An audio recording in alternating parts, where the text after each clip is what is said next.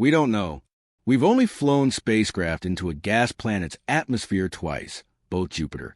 One had no cameras, and one went in at night and was being disposed of, so wasn't taking pictures anyway.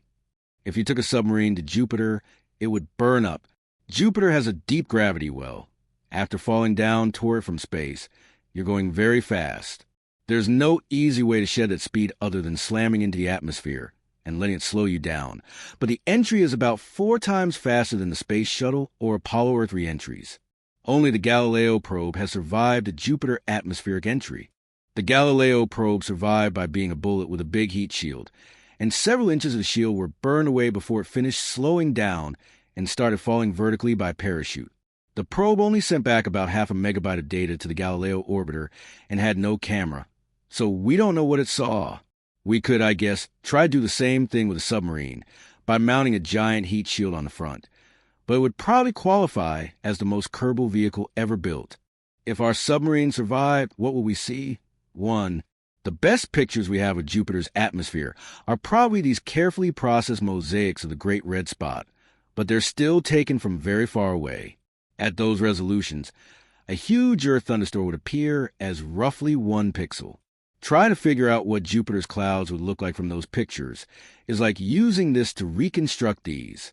By combining the pictures with other science data, we've been able to put together a pretty good idea of what Jupiter's atmosphere is like, but there are some pretty big questions still unanswered, which make it hard to be too confident about what it would actually look like. For example, the Great Red Spot? We don't know what all that red stuff is. Author Michael Carroll has done a lot of thinking about planetary atmospheres, and his book, Drifting on Alien Winds, vividly describes of what it would be like to descend through Jupiter's clouds. He was also kind enough to answer some of my questions about Jupiter. Here's a rough sketch of what you'd see as you descended through the clouds. For more, definitely check out his book. Jupiter's upper atmosphere, the part we would see before we died, has 3 main layers: an upper layer of haze and ammonia clouds, similar to cirrostratus clouds on Earth. Below that is a thick, reddish-brown ammonium hydrosulfide cloud layer. The lowest layer consists of white water clouds, which occasionally rise into towering thunderstorms that occasionally push through the middle layer. Between these cloud layers, the air is probably pretty clear. At those levels, it would be less dense than the air on Earth, so you could see a long way, thanks to Rayleigh scattering. The sky would be blue, and objects far off in the distance would fade to blue just like they do on Earth. But since Jupiter is so huge, we might not see the clouds disappear over the horizon. The towers might just fade off into the distance.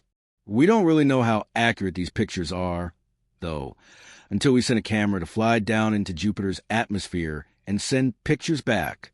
Juno, scheduled to reach Jupiter next year, carries a pretty nice camera, too, which should give us slightly better resolution pictures, but still won't really give us a sense of what the cloud decks look like from within them.